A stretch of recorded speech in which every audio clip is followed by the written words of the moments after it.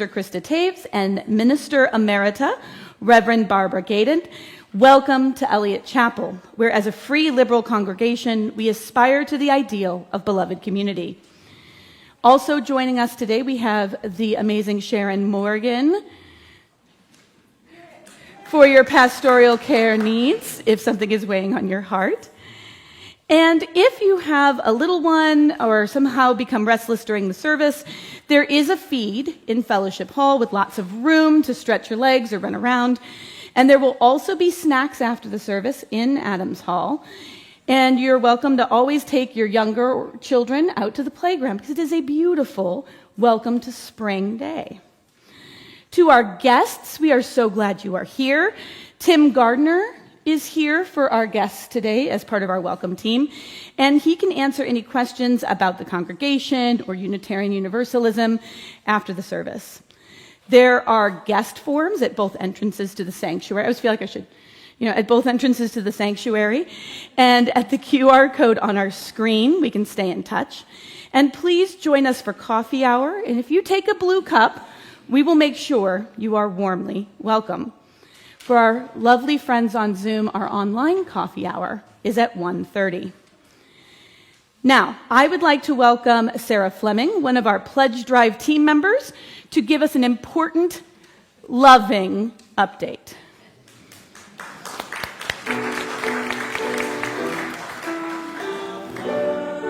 Needs now is money, sweet love, with anything, with us, too little love.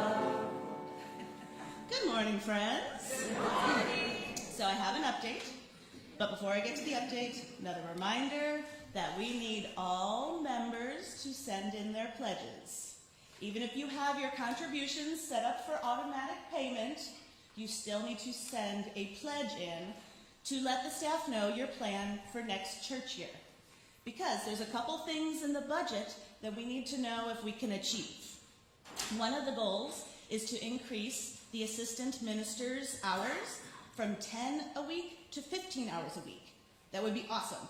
Reverend D takes care of a lot of the programs around here, and we need to keep those going and thriving. We would also love to add to our religious education program some family ministry. We have a lot of beautiful families joining us now. We want to make sure they are supported and enriched. But we only will know if we can achieve those goals if everyone submits their pledges. So we've got one more week to do so. We're really hoping to wrap up this drive next weekend. So if you haven't yet submitted your pledge, you might be getting a call this week. We've got some callers lined up to reach out to people, gentle reminder, answer any questions. So if you want to avoid that call, get your pledge in today. All right, to the update. So far, we have received 157 pledges, totaling $502,000. Well done, guys. We can do this. We have a little bit more to go, but we can do it. Share the love.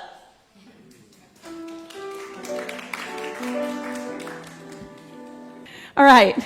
Well, beyond our amazing Pledge Drive character appearances, one of our other traditions is the signing of our membership book. And we will be engaging in that book signing ritual today after the service here in the sanctuary with our board of directors and the welcome team. If you would like to either participate in or observe that ritual, we'll be doing it directly after the service, so please stay seated. If that is not in your plan and you're catching up with all of your amazing Eliot Chapel friends, we would just ask that you do that in there so that we can clear the sanctuary for the book signing ritual and still be able to get the 11:15 service started on time, please. And now, I invite you as you wish, settle your body, let us enter into worship by responding with, "You are welcome here," at the end of each of these statements. If you are Black, brown, white, indigenous, APIA, whatever your origins, you are welcome here. If you are an immigrant, a refugee, or a person without documentation, you are welcome here. If you believe in God all of the time, some of the time, or none of the time, you are welcome here. If you have a disability, visible or invisible, or if you are neurodiverse, you are welcome here. If you have been here 100 times, or today is your very first day, you are welcome here. If you want for nothing or struggle every day to make it through, you are welcome here. No matter whom you love or what your gender identity, you are welcome here. For this is a community of diversity, of love, and of justice, and it is good to be together. Let us enter into the spirit of worship.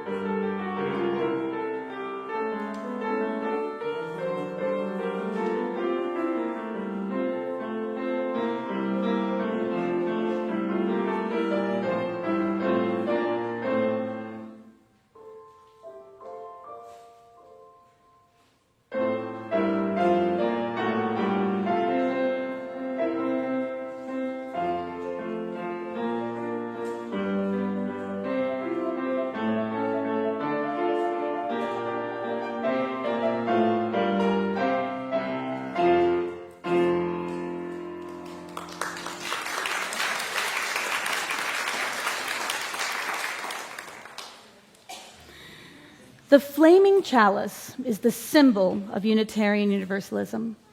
We light a chalice to signify we are entering into sacred space. Today's chalice lighting words are an abridgment of Mary Oliver. How necessary it is to have opinions. I think the spouted trout and lilies are satisfied, standing just a few inches above the earth. I think serenity is not something you just find in the world. Instead, it is important to walk along, not in haste, but slowly, looking at everything, to pay attention. This is our endless and proper work. Please rise and body your spirit for our opening hymn, number 358, Rank by Rank, and then remain standing for our congregational confidence. Good morning. Good morning. Good morning.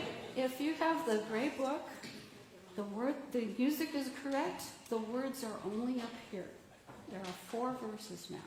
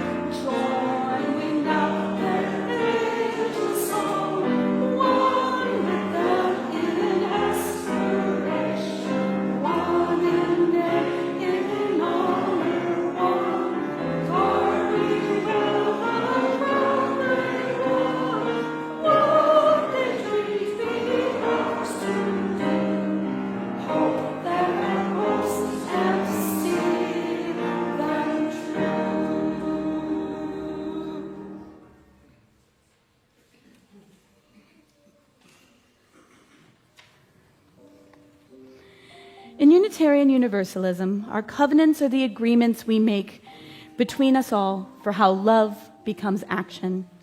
Please join me in speaking our congregational covenant. As a free congregation, we promise to one another our mutual trust and support. To create beloved community, we promise to be kinder to each other than we have to be, to listen fully to each other with an open mind and heart, to speak responsibly and respectfully, and to find ways to improve our church for all of our members and friends.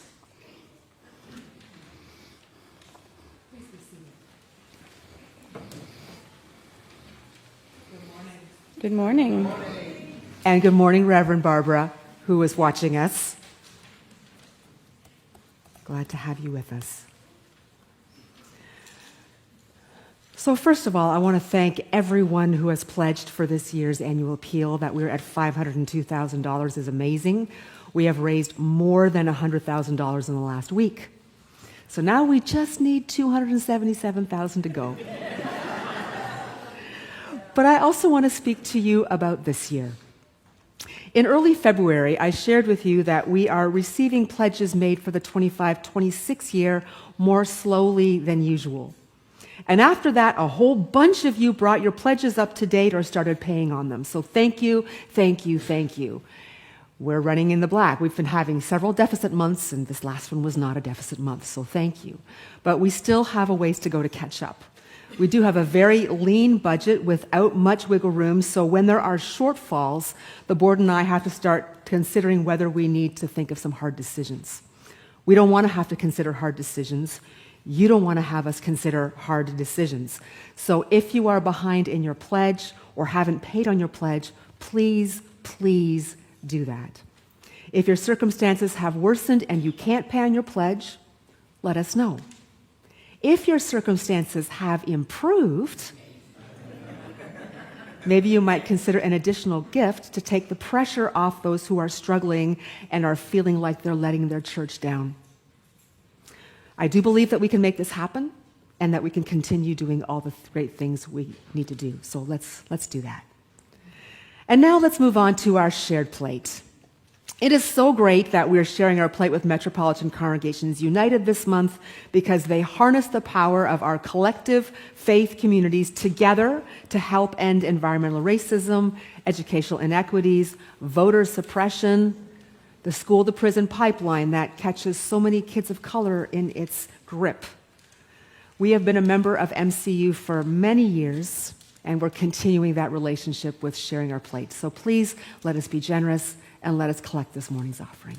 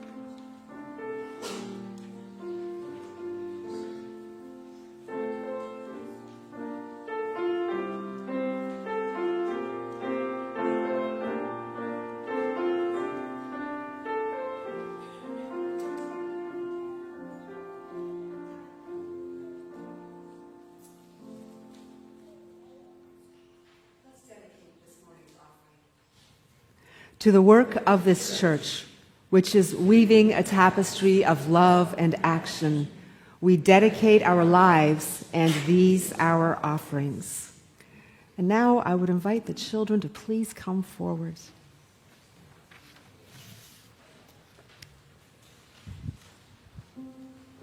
Come on up.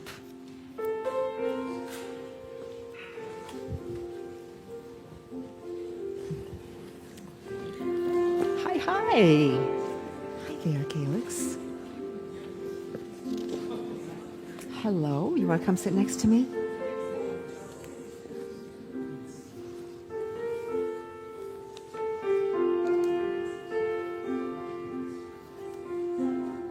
We got just a couple left.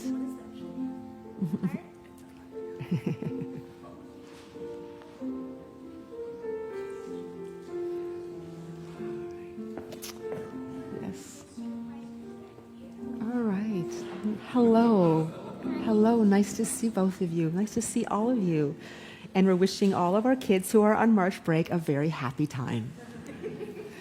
So the hymn that we sang, that we started off with this morning, is a very special hymn, Rank by Rank Again We Stand, because this is a hymn that has often been sung at ordinations of ministers, when ministers are recognized for having received their credentialing or fellowship at General Assembly. It's often used for installations, and it is used also in memory of those ministers who've passed. Today we used it because we are recognizing Reverend Barbara Gaydon as our Minister Emerita, and it's one of her favorite hymns. So that's why we chose that hymn. So you're welcome, Barbara. Now, in Unitarian Universalist congregations, we have a tradition of giving the title of Minister Emerita. You want to help me say that? Minister Emerita, to past ministers as a sign of our respect and admiration for the service they provided.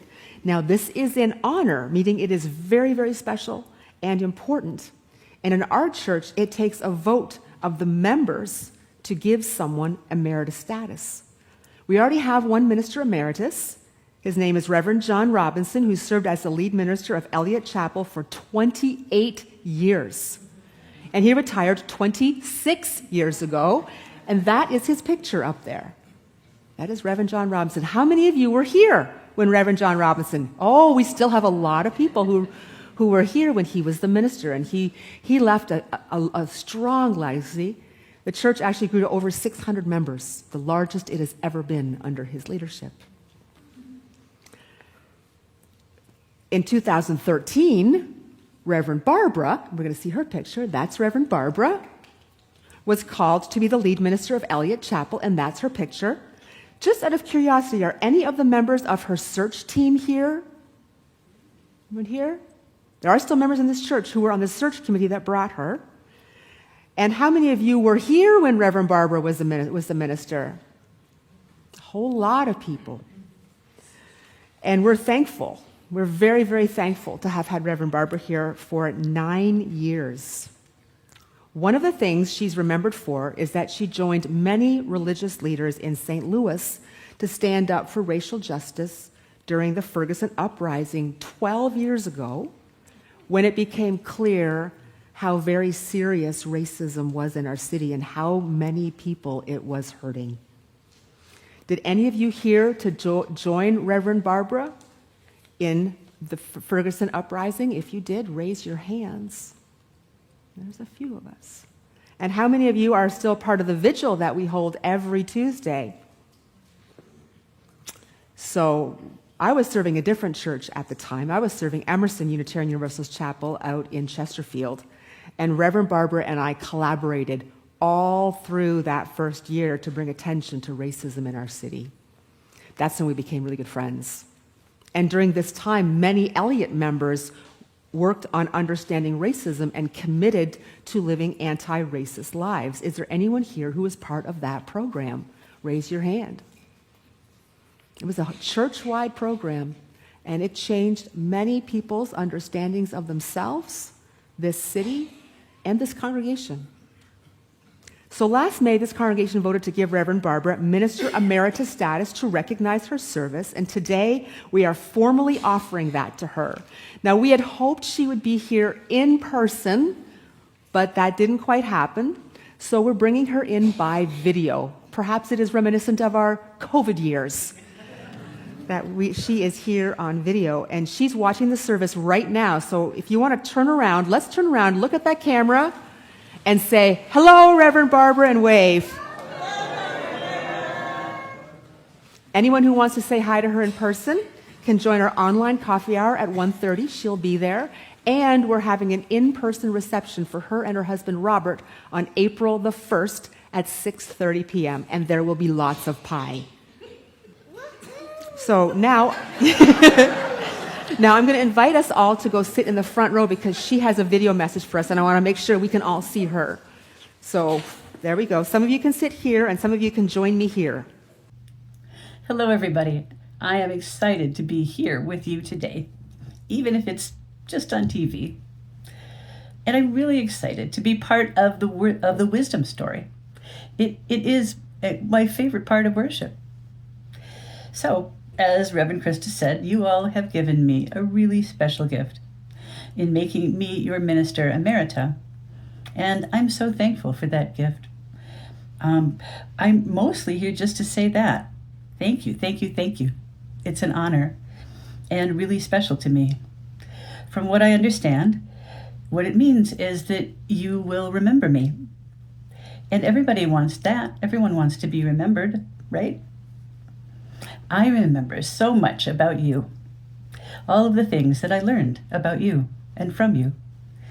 I remember when we were telling the story, sometimes I would ask you a question, and somebody would say the very thing that I was trying to say in a whole sermon. You would just say it like, oh, there it is. And you know what?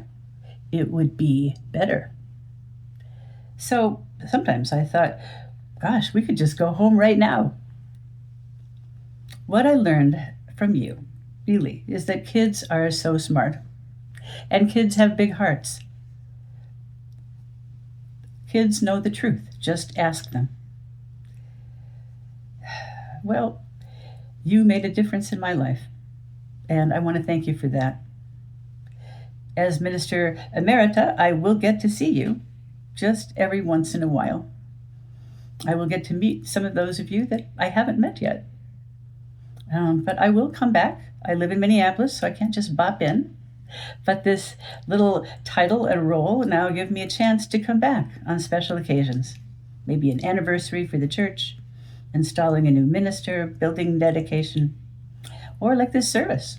I will be here for Zoom coffee hour, and there will be a party, I hear, on April 1 with pie. And so please do come, unless, of course, you don't like pie. I guess I could have yours. And it will be on April 1st, so if you're going to do an April Fool's joke, just make it a good one. I understand that you kids have something to do now, places to go, people to see. Thank you for coming up for the story, and just seeing you makes my heart glad. Goodbye for now.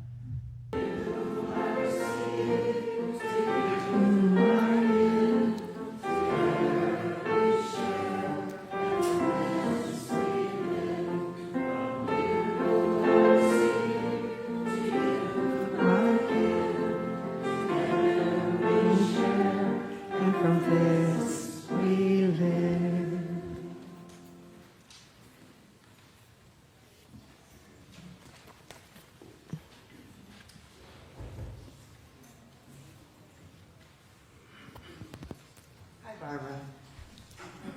Let's see. Yes. As you may recall, I was blessed to grow up here at Eliot Chapel. In my 20s and 30s, I only attended occasionally memorials, weddings, that sort of bread service, that sort of thing. But in my 40s, I moved my young family to Kirkwood from North St. Louis, and I was proud to see my church having Black Lives Matter vigils. I'd lived close to Ferguson and was very aware of everything that was going on. And when I moved here, I remember my husband used to ask, why is your church the only one saying anything? But I hadn't been inside Eliot for years until 2016, when I came back into this sanctuary looking for an antidote to Trump 1.0. I was immediately at home in this space, but I was a little bit skeptical of the new minister because John Robinson was the only minister I'd known here at Eliot as a child. But I soon realized that this was not the Eliot of my youth. This was and is the Eliot I need as an adult. And Barbara, I credit you for leading us here where we are today. You won my heart personally by leading on immigration justice. I had experienced injustice in our immigration system after marrying a Mexican man without documentation, and I was raising 3 children with rising anti-immigrant narratives surrounding us.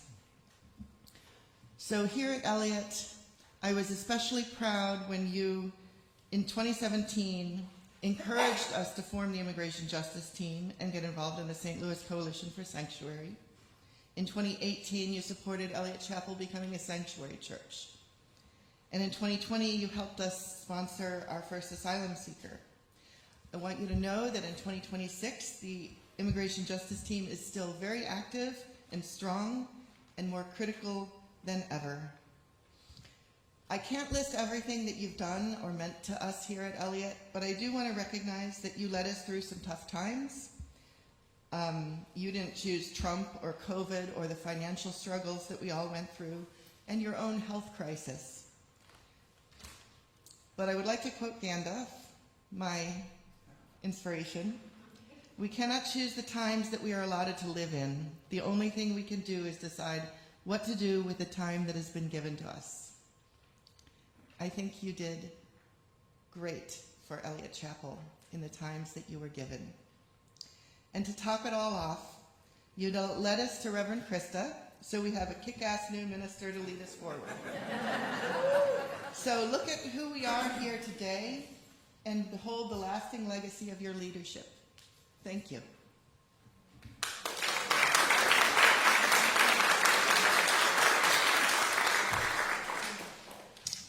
I'm just taking out my phone to turn it off. I don't want it going off in my pocket. There we go. Hi, I'm Bob Becker, a board member as well. A quick little aside, when I sat down to write this, I thought it would be nice to have some photos included to illustrate what I was talking about. But alas, I had missed the deadline to get them submitted for today's sermon. But, oh, okay, didn't know that. I sent you a text this morning. I instead made them into a little slideshow. Is that okay? Good. That I will have running in a loop on the screen in Adams Hall during coffee hour. So you can enjoy them there. When it was mentioned by Krista at a board meeting in December of 2024 that there were a few members interested in having the congregation vote to promote Barbara Gagan to the status of Minister Emerita, I quickly volunteered to help facilitate that process. Although Kathy and I had come to Eliot off and on over the years, it wasn't until about 2015 that we started coming regularly, and we right away became big fans of Reverend Gagan. Her sermons are always so thought-provoking and reassuring, but at the same time challenging and occasionally uncomfortable, as they should be. She always encouraged us to get involved and make a difference. We quickly became members, and we have both gotten very involved. It's an understatement. Kathy's doing the chalice group downstairs, whatever. Anyway, right now. I recall attending my first Seder dinner in Adams Hall. Ironic, I know, because I am, hello, Jewish, at least by inheritance. I think it was in 2019, and I was lucky enough to be sitting at the same table as Barbara and her husband, Robert. I was right away impressed that Barbara wasn't just knowledgeable and open-minded regarding Judaic customs. She embraced them and really relished the opportunity to participate in them. Of course, Barbara also was fundamental in Eliot's participation in the weekly Black Lives Matter vigils. It's fun to go back and look at the Eliot Facebook page and see photos that Barbara posted back then. For example, for vigil number 30. I know Barbara would be ecstatic to know that the BLM vigil lives on, and we are now approaching vigil number 600. I know. It adds up over the years. I asked Kathy what she remembers Barbara for, and right away she mentioned how courageous she was and also how creative, with extraordinary beautiful prints and graphic designs. Again, check out the slideshow to see a sampling of what Kathy was talking about.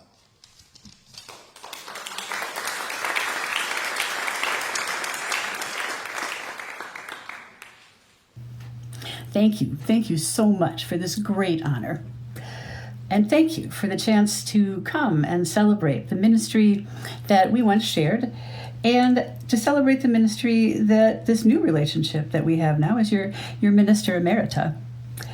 This new relationship offers me the chance to come back occasionally. Now that Reverend Krista and I have written our covenant, it's even easier. I know better now how I can best support her ministry with you. And she knows that I won't come back and act all crazy. And it's lovely to have the chance to hear your appreciations spoken by Bob Becker and Jennifer Stauber, your board chair. Thank you so much. I'm really glad that Reverend Krista gave me a heads up about this so that I might be a little bit prepared and have some tissues handy, and so that I could have a chance to share some of my appreciations of you. So, I appreciate your love and caring, first of all. I felt it most directly with my transplant. It was such a scary time, and we walked through it together. You gave me so much support. You brought Robert and me meals and gave me rides to rehab several times a week. You sent bags and bags full of cards. I first saw firsthand how really good you are at this business of caring. I appreciate your great trust when I came back from the transplant and found that I couldn't serve full time, and I needed to bring in reinforcements. One of those reinforcements is now your lead minister, the Reverend Krista Taves, and you're so lucky to have her. I know she feels lucky to have you. I appreciate watching your leadership blossom and grow, how people stepped up and grew in their new roles. There was a whole squad of parents who came together and made outdoor worship happen when we were not ready to go back in the building because we were not safe enough without the vaccine being available to everyone. And they stepped up. There was a whole squad of them that came together. There were engineers that just saw stuff and fixed it before I even knew it was going to happen. So I appreciate the risks that you took. And I appreciate first the risks that you took for social justice. With your vigils, you created something brand new for Unitarian Universalists. You gave people the opportunity week after week to stand and sit on lawn chairs for social justice. You put a banner on your building that says Black Lives Matter. And when somebody damaged that banner and spray painted expletives on the face of our dear church home, you didn't back down. It was a Tuesday, so you stood out in the rain and held vigil like you did every week. And you were on the local news. We got some interesting letters after that one, after being on the news. One letter had more expletives, badly misspelled, might I say. Another letter included a check for $200 to support our work. I appreciate your willingness to offer up your building as a sanctuary for immigrants. That is becoming more and more apparent how much people are needed to offer community and support for them. One more risk that I should mention, one teeny little risk, that you saw an opportunity to purchase the property next door, what we once called 222. And you didn't just vote to do that overwhelmingly, by the way. You also came up with money. And now I hear that you are moving forward with it again, and I am so impressed, truly. I am more than impressed with everything that I've been hearing about you, bounding back after COVID, now with so many visitors and new members, and I'm sorry, 110 kids? I'm impressed. You are obviously the church that people need in this scary and difficult time. So it's my job now as your Minister Emerita, along with your Minister Emeritus, Reverend John Robinson, to offer you my ongoing love and support and my everlasting commitment to keep cheering you on. Bravo! Bravo, Eliot Unitarian Universalist Chapel. Bravo. Barbara, I want to thank you for bringing me here as your supporting minister 6 years ago. Little did we know my service would begin during the COVID pandemic, and we spent the next 18 months doing virtual church. I watched you make many hard choices from a place of deep love and care, and I respected your devotion to this congregation, your strong public ministry, your commitment to racial justice, and your vision in encouraging this congregation to buy that property out there. And when you had your lung transplant, I had never seen anything like the support this congregation gave you. And when you let us know you were retiring, I was so happy for you that you and Robert were fully claiming your retirement. I know there are things you wish you'd done differently. As this congregation did its interim work, they also looked at things that they wished they did differently, while lifting up the good things that did happen in the 9 years that you shared. When I let you know that the congregation was considering me as its lead minister, I had your full support as a colleague and a friend. You were so happy for me, and you were so happy for Eliot. You've never stopped loving these people, and we will treasure you for that always. And I'm excited that you and Eliot Chapel are shifting to a new chapter of your relationship. I also know the good people here will respect that you are retired. You all have my blessing as your connections are renewed and reshaped. So I invite you, as you are willing and able, to join me in the spirit of prayer and meditation. Let us begin in the way we often do, as you are willing and able, with 3 deep breaths to center ourselves in this time and with each other.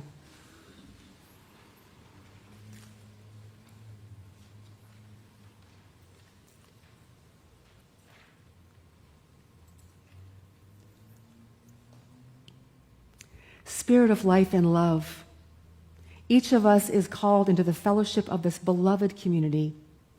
As members, friends, staff, clergy, former clergy, we are called to treasure each other, to be thankful for each other in the name of the love that holds us all, that larger love that is beyond our understanding. We give thanks for the time that Reverend Gaydon served as our lead minister, and give thanks to the lay leaders who served with her.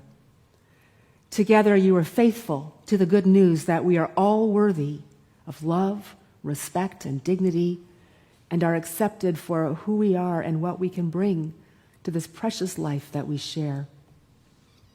We give thanks for the space that Reverend Gaydon offered this congregation over the past 4 years, during which we renewed our sense of calling and vision for who we want to be and need to be for ourselves, for our community, and for the earth. May we continue to be guided by the spirit of love that holds us in its interdependent embrace. Let us enter into a time of silence for our own meditations and prayers.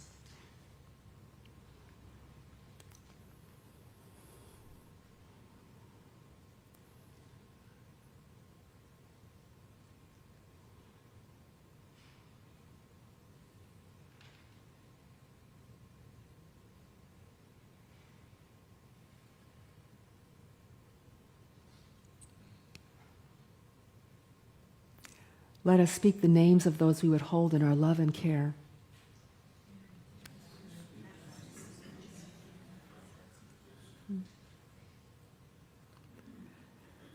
And now let us take a moment in honor of Joanne Prats, who passed away this weekend.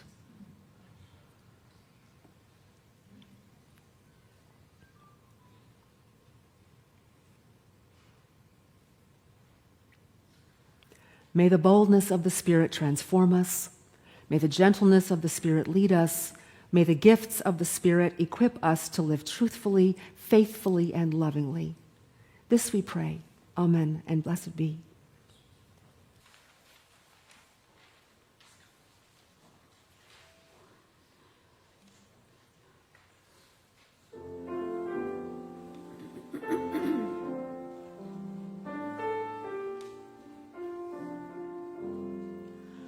Lady of the season's laughter, in the summer's warm beat drear, when the winter follows after, teach our spirits not to fear.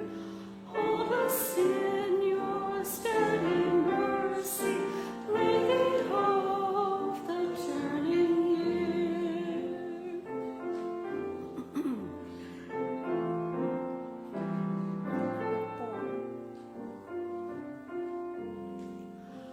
Goddess of all time's progression, stand with us when we engage, hands and hearts to end oppression, writing history's fairest page.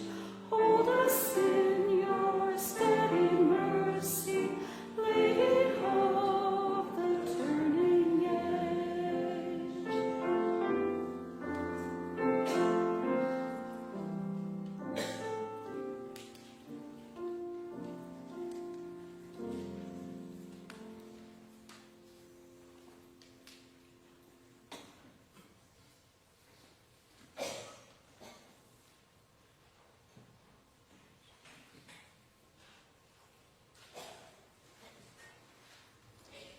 Good morning. My name is Lorraine Atwood, and I'd like to share my reflection on our Share the Love pledge this morning. My husband Tom and I have been members of Eliot for about 3 years. We've moved several times throughout our marriage for our careers, and we have always lived in a rural or semi-rural area. We had retired to the mountains of North Carolina and then moved to a beautiful rural area in South Carolina. But we moved to St. Louis in 2017 when our grandson was born.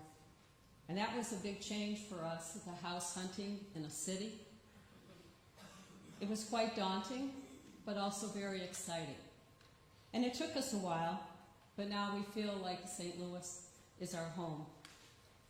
I'm sure many of you have had a similar experience moving and house hunting. That feeling of walking into a home, and you walk in and you look around and you think, yep, this is home. This is how I feel about Eliot. Every time I come, I feel like I'm coming home. The first Sunday we attended, people introduced themselves that were sitting near to us. And then in Adams Hall, those blue cups were like magnets, and people approached us and welcomed us here. I have attended many churches, and by far, Eliot is the most welcoming. My spiritual journey has been a long one. I was raised in a strong Catholic family, tried several Protestant denominations, and was unchurched for many years. But I have come home now. I have found Eliot. I have met remarkable, generous, and inspiring people here, and I have learned so much from them. I pledge and I give to Eliot because I want to support our members, those who make this church hum every Sunday with inspiring sermons, spirited music, good conversation, and good coffee. I give to support those who stand vigil every Tuesday and for those who attend protests for social justice. I give to support those who give up their time and share their talents and our educational offerings, our covenant groups, our discussion groups, our social events like Madrigal and Trivia Night. I give because this is home, and who doesn't want to make their home the best that it can be? So join me and share the love to support our home.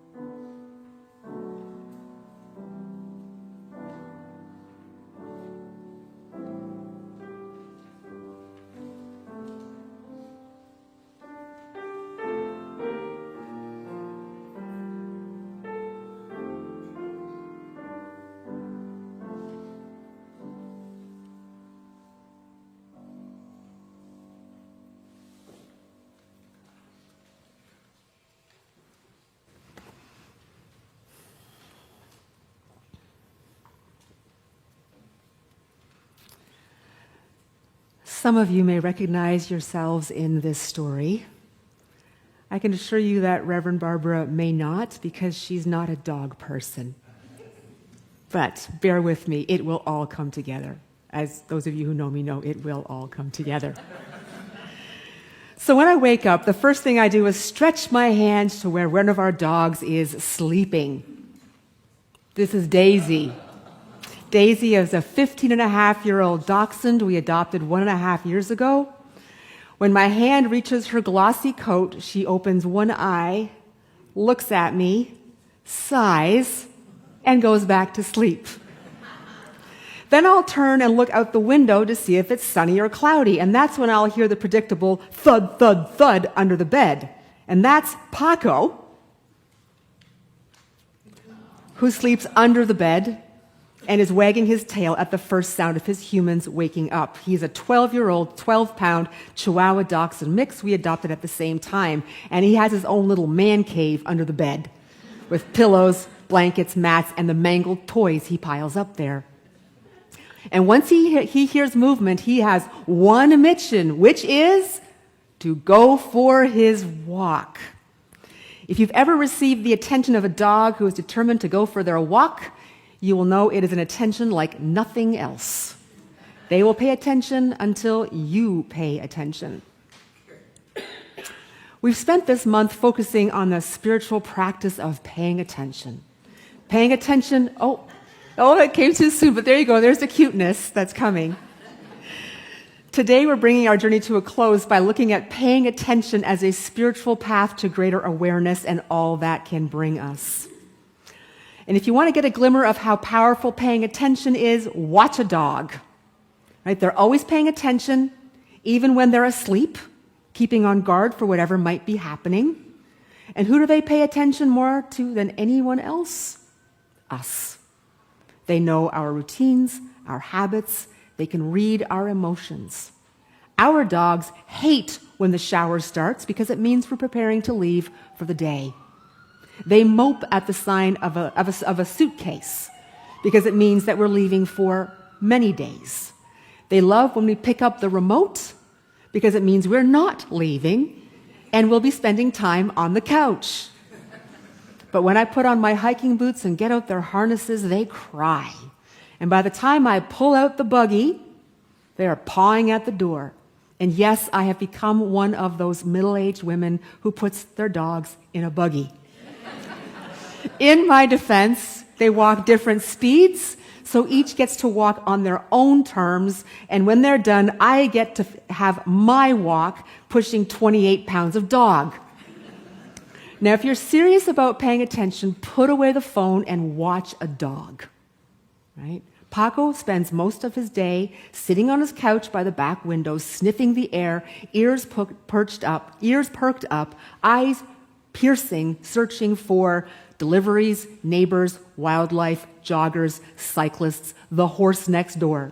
Anything he sees is justification for protecting his territory with his piercing, ear-splitting, high bark. And Daisy, who is almost blind and increasingly deaf, follows his lead.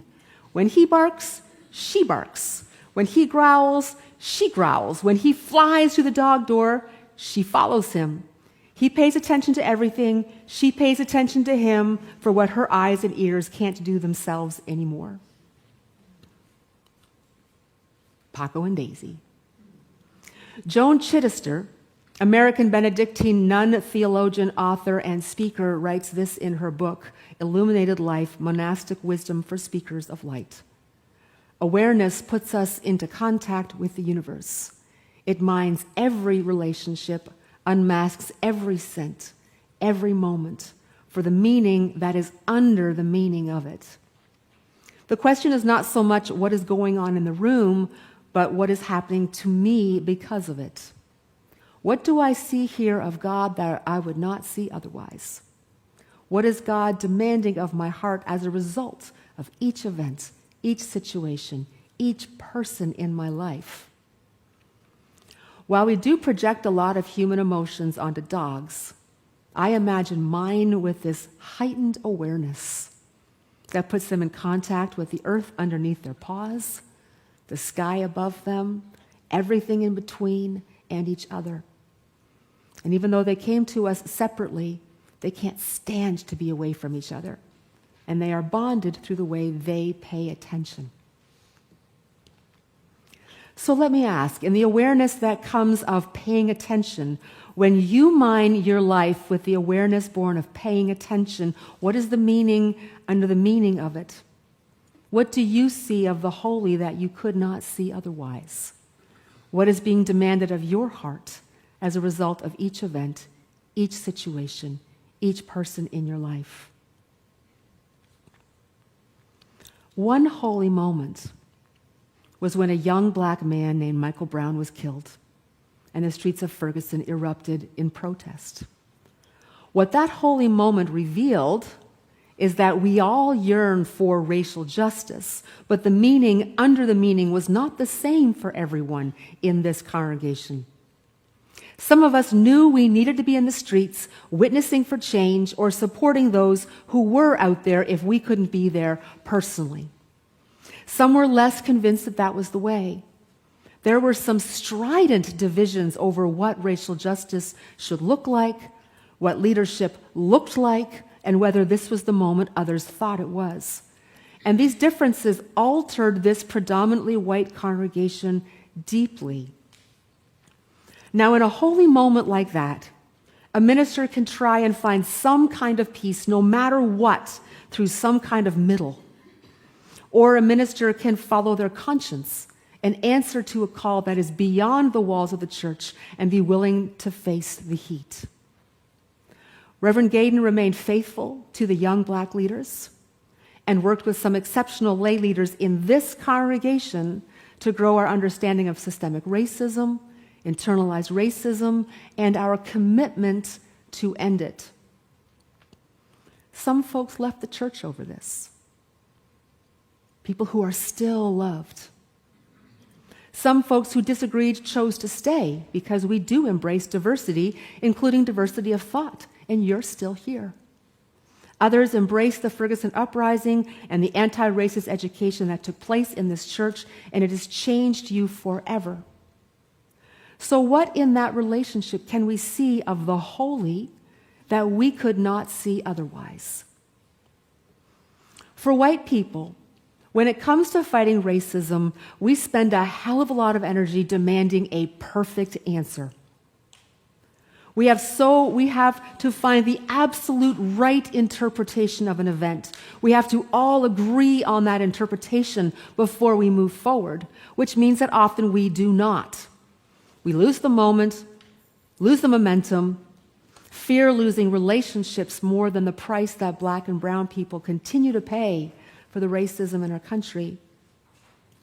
Reverend Gaydon did not allow the temptation for the perfect, the absolute, the temptation for one universal understanding to stop her from proclaiming the truth she saw as she paid attention to what was happening in our streets, in our courtrooms, in our police departments, and in our congregation.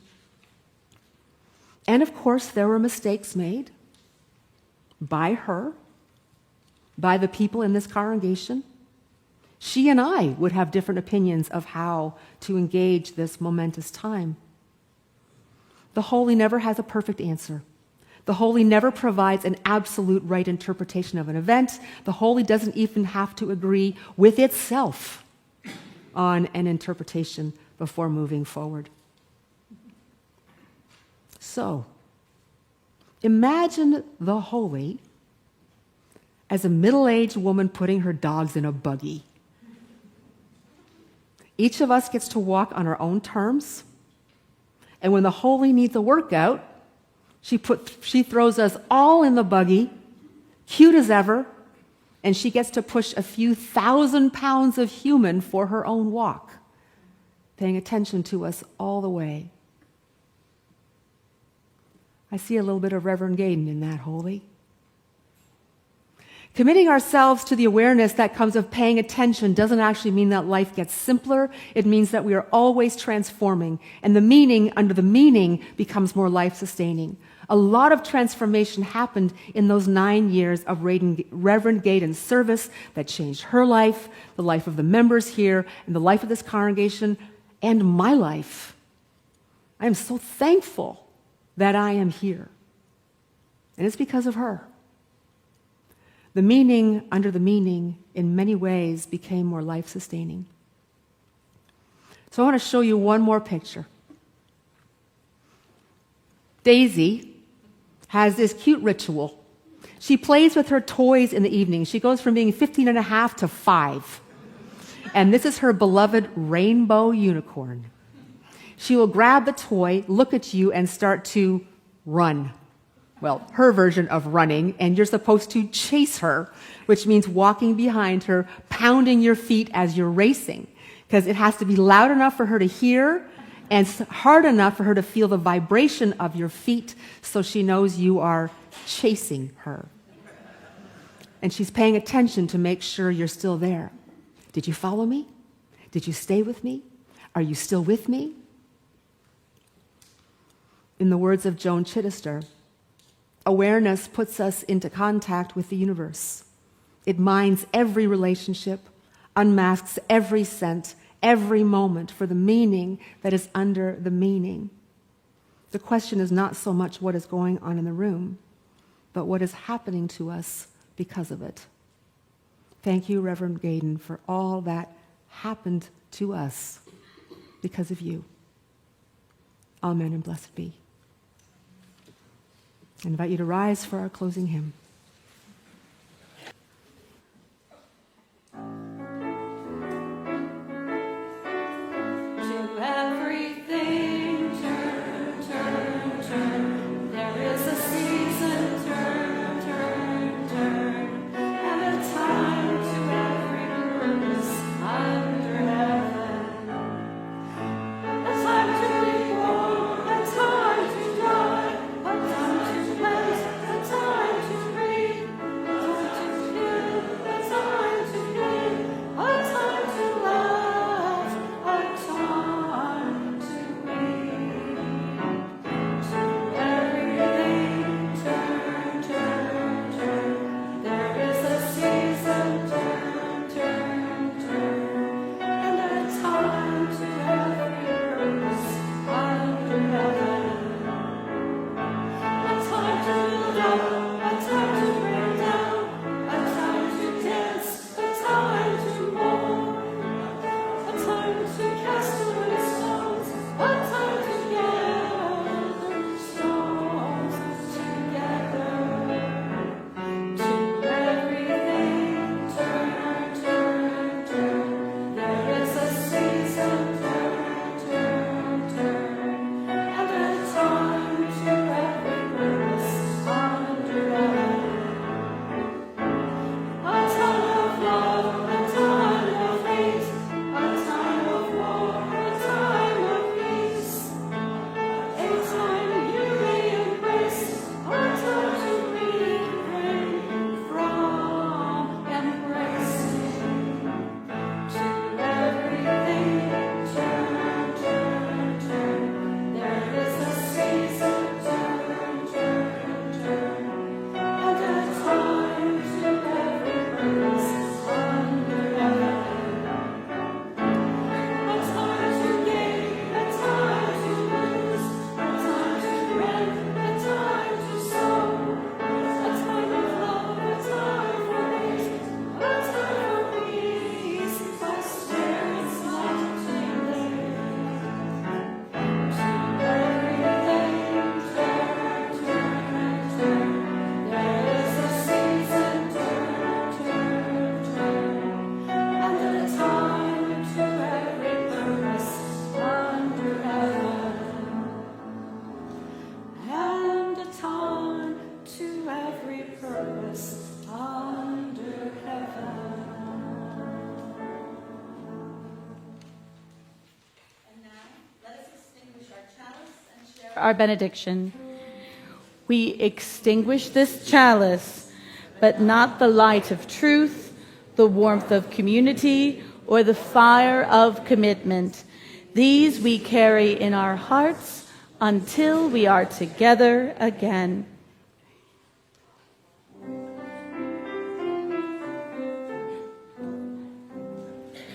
We will keep a place for you wherever you may go. We'll sustain this home of faith and love you come to know. Grow in peace, bring hope to hearts that yearn. We will keep a place for you till you return. And now, May the Spirit of life hold you. May love bless you, and may joy find a place in your days. Love to you all, and go in peace.